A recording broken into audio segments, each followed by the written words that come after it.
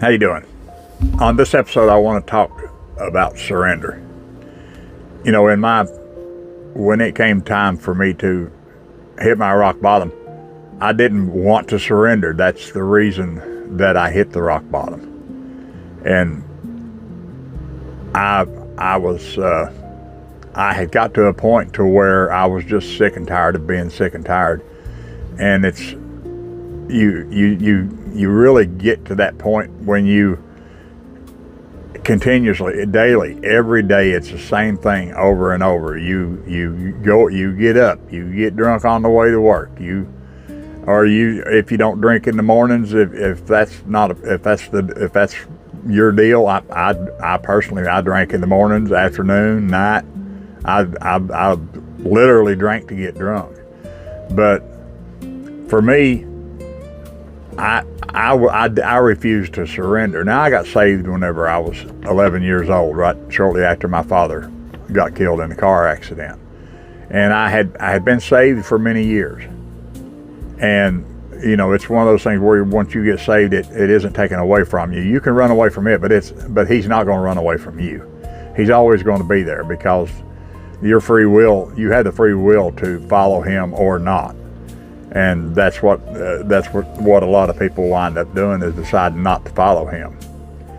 Well, you know, I had been saved, and then I went in the military, and then I learned how to drink, and I learned how to drug, and I got very good at all of that stuff. But I had shoved him back, and actually I walked away from God. God never did walk away from me. He was there the whole time. And, you know, it was that still small voice that was still telling me, you know, what I was doing was wrong. I knew what I was doing was wrong. I just didn't care. The thought never crossed my mind. I mean, I knew that it was wrong to be drinking and be doing what I was doing, but what the heck? I did it anyway. And a lot of people have a problem. They have a problem surrendering their lives to the Lord. And I got to tell you, when I went through, my last day of drinking, I've never forgotten my last day of drinking, and I won't ever forget my last day of drinking. As part of my prayers, from time to time, I pray that he will never let me forget my last day of drinking, because I don't ever want to go back there again. And I will do anything possible, in anything possible, not to go back there again. I mean, I have set up guardrails in my life that there are guardrails in my mind that I won't cross. The guardrails are always there, and honestly, the guardrails get stronger over time. The farther you get away from that last day drinking, they do get stronger. But that's not to say that they won't come down, because you still have the free will to drop them. You can drop all the guardrails. I mean, it's your free will. You know, the beer store's right down the road, the liquor store's right down the road. But it's up to you as far as whether you want it comes down to what's important to you. And for me, Jesus Christ is everything, because Jesus brought me through all of this. I mean, he literally carried me through everything, and I don't want none of the credit for that, because it's 100% him. It's not me. I just set myself aside and let him do the driving, because I don't need to do the driving. It's obvious I can't drive, because look, I done made a wreck out of my life. I made a wreck out of my family's lives. I mean, and you know what the alcoholic does, whether you're man, woman, it doesn't matter. The people around you, it does affect them. It affects your family. It affects your children. It affects everybody around you, regardless of whether you realize whether it does or not.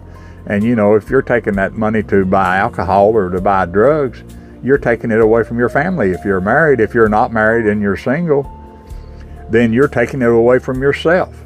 I mean, look at all the things that you could be enjoying if you could only put that money towards a good direction rather than a bad direction. And it's just that way. And I'm not trying to preach to people who drink, because I've got friends who can drink without any problem. They don't have a problem with it, and they're not alcoholics either. I know whenever we go on cruises and stuff like that, my wife has an occasional glass of wine. I have no problem with it.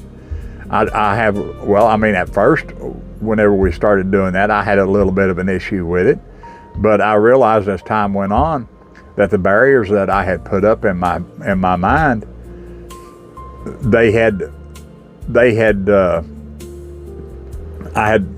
I would run up against those, and then they would jump up in front of me, and I would realize what I was doing. And it's just, so it got to the point to where it doesn't bother me, because just because I'm an alcoholic doesn't mean my wife is an alcoholic, and it doesn't mean my son or daughter or anyone around me are alcoholics. I'm not even talking to the people who drink, because the people who drink, if they've got control over it, they know they've got control over it. And, you know, some people, they think they've got control, but they really don't. But, you know, when I think about it, I believe every alcoholic and drug addict, I believe they know they've got a problem. And it's kind of hard to get past that barrier. But for me, once I come up on that last day of drinking, and I went into the hospital that day, I got down on my knees that night on the side of the bed in the hospital where I was. And I went through a lot to get in that hospital, and there's quite a bit of humiliation in order to get in there. But I didn't care, because I knew that I had a problem, and I knew that it was affecting my family, and I knew it was going to affect my kids. My kids didn't realize I had a problem at that time, because they wasn't really of age to understand that. But I knew, and I knew that eventually they would know, and I had to make myself a better husband and a father. And the only person that could help me do that is Jesus Christ. So I got down on my knees at the bedside that night, and I prayed for the Lord to come back out in me, and that I surrendered, and I completely surrendered to Him. And I told Him He can do the driving. I will follow what He wants me to do, or what I think He wants me to do. None of us knows for certain what His will is for our lives.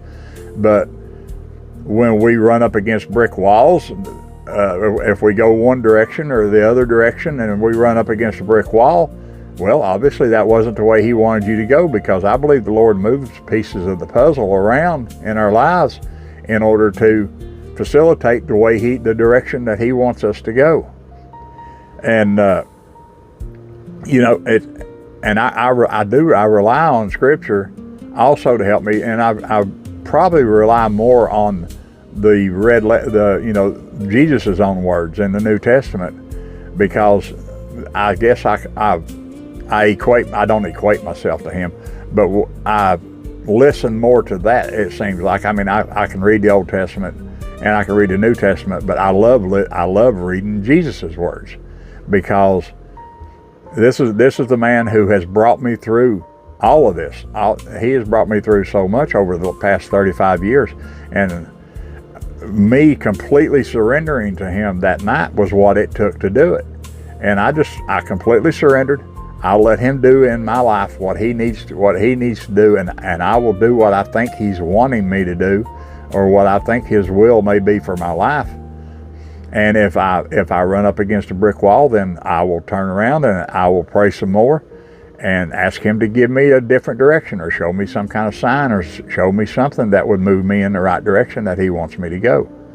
Because ultimately I owe Him my life, because He saved my life.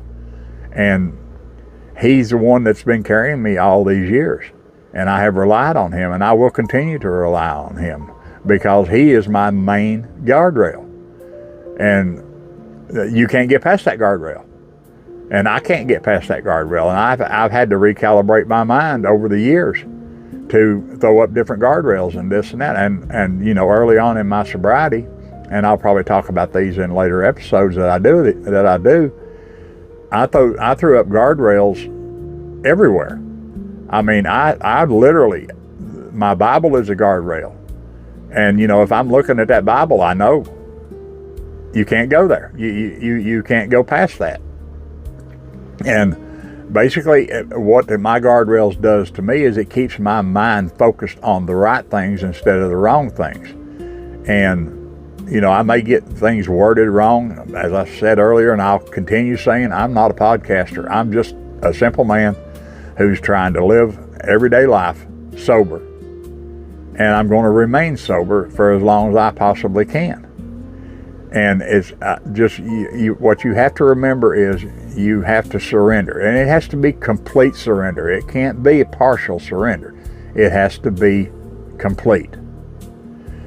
If you have any questions or comments or anything related to this show, you can feel free to send me an email or feel free to comment in the comment box.